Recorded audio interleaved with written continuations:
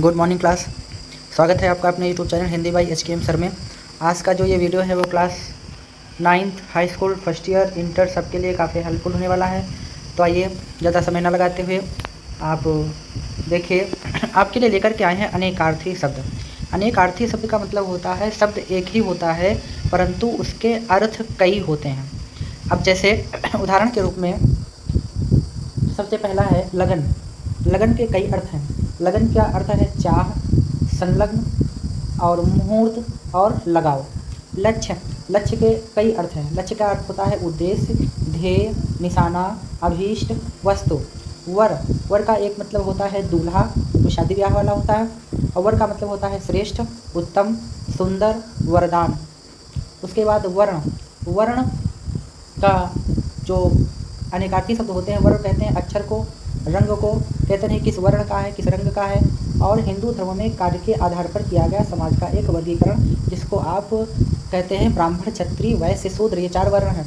वार, वार कहते हैं द्वार को, अवरोध को, आवरण को, अवसर को, सप्ताह का कोई दिन जैसे सोमवार, मंगलवार से लेकर के रविवार तक। और बाण, दांव क्या कहते हैं, अब की वार, वार का मतलब दांव होता है, आक्रमण और प्रहार, कई सारे अर्थ हैं। और वास, वास का मतलब होता है कपड़ा, वास का मतलब होता है कपड़ा, सुगंध, निवास स्थान, निवास स्थान जहाँ रहा जाता है। कहते हैं किस देश के वासी हैं, तो वासी मतलब होता है वास। वारिद, वारिद का मतलब होता है, वारि का मतलब जल और दा का मतलब होता है देने वाला, जल देने वाला अर्थात बादल। एक होता है नागर मोथा और सामने आया हुआ कोई आगत, जिसको आप कहते हैं वारिद। विषय, विषय कहते हैं, विषय ज्ञान की एक शाखा है। ये कौन सा विषय है? और एक होता है भोग विलास या विचार करने योग्य ज्ञान। उसके बाद यहीं देख लीजिए साल, साल कहते हैं एक वृक्ष का नाम होता है साल। वर्ष को एक साल कहते हैं, घाव को भी साल कहते हैं, सूल को भी साल कहते हैं, सूल का मतलब कांटा, और कष्ट होने को भी साल कहते हैं। सारंग, सारंग का अनेकार्थी होता है कमल, हंस, घोड़ा, तालाब, भंवरा, सांप, मोर, बादल, हिरण, एक राग अर्थात संगीत। देखिए नोट्स आप ऐसे ही बनाइएगा, हेडिंग डालिएगा अनेकार्थी शब्द, फिर उसके बाद लिखिएगा सार। सार का मतलब होता है सत, तत्व, फौलाद और संक्षिप्त। सोना, सोना का अर्थ होता है स्वर्ण और एक सोना जो कि एक क्रिया है, अर्थात एक मुद्रा, एक पोजीशन, एक स्थिति, सोना, सोने वाला, स्लीप वाला। समुद्र, समुद्र कहते हैं एक सागर को, एक व्यापक एवं गहरे को कहते हैं समुद्र। सर, सर कहते हैं तालाब को और तीर को। संज्ञा, संज्ञा कहते हैं चेतना को, ज्ञान को, बुद्धि, संकेत को, नाम को, सूर्य की पत्नी का नाम की संज्ञा है। और लास्ट सीता, सीता कहते हैं जुती हुई भूमि को और जनकसुता को। उसके बाद नेक्स्ट आप देखिए, यहाँ से ये देखिए सुरभ, सुरभ कहते हैं गाय को, सुगंध को, कामधेनु अर्थात इच्छाओं की पूर्ति करने वाली गाय।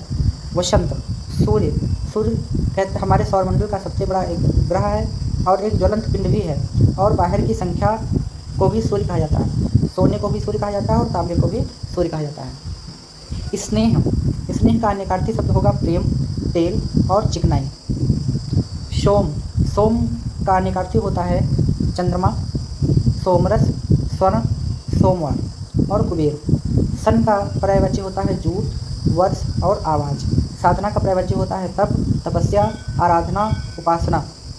और उसके बाद में आप देखेंगे इधर से विषय को आपने देख लिया था।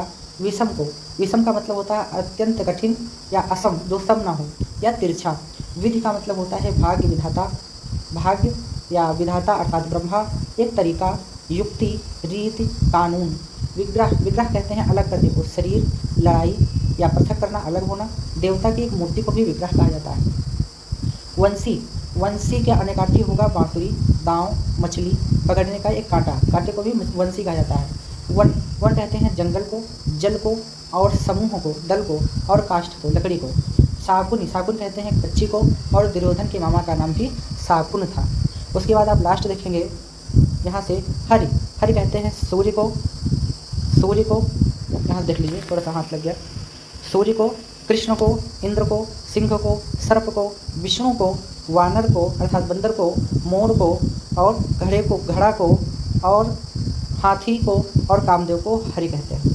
आई थिंक आपको ये वीडियो बहुत अच्छा लगा होगा, तो ज़्यादा से ज़्यादा चैनल को सब्सक्राइब करिए और हमारे साथ ऐसे ही अच्छे अच्छे नोट्स बनाने के लिए आप हमारे साथ जुड़े रहिए। और कमेंट सेक्शन में कमेंट करके ज़रूर बताइएगा कि आप नोट्स बना रहे हैं या नहीं बना रहे हैं। Okay, thank you class.